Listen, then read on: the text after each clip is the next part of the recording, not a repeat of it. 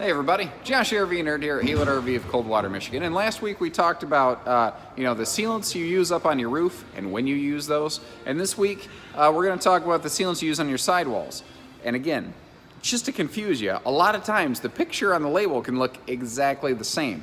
What you want to make sure you're using on the sidewall is one that says non-leveling, non-sag. That means when you put it on the wall, it's going to stay there and not run down like paint. I've seen a couple people use the self-leveling stuff. Like if they're gonna reseal that rear corner back here, they'll use that stuff back there, and you'll see it looks like just big sticky glops of paint that you'll never easily get off that thing and clean off on there. What's nice is when you use this and how you use it is basically the exact same logic as on the roof.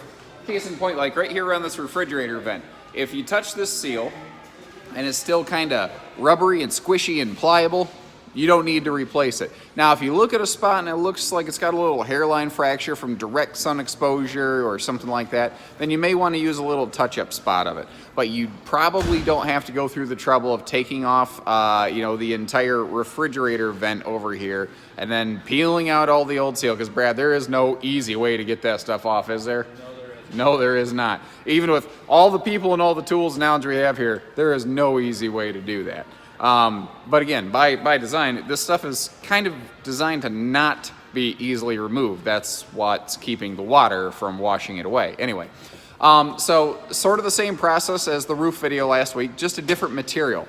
This one is non-sag, meaning not self-leveling. Now, again, this is just the product that we happen to use the most of here at Haylett RV, and I can drop a link for you for this stuff in our from our online parts store in the video description.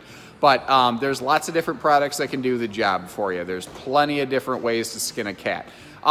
There's different colors of these. What is neat about this too is, like, let's say you need to reseal an area that needs to be, or you want to paint. As long as you let this thing totally dry to the touch, you can actually paint over it.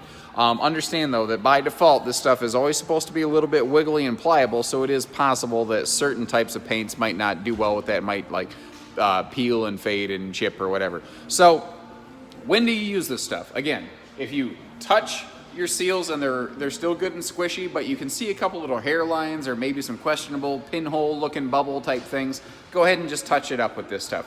If you touch it and it leaves that nasty, dusty, chalky stuff on your fingers, you need to get rid of that old stuff. You need to put new stuff in its place.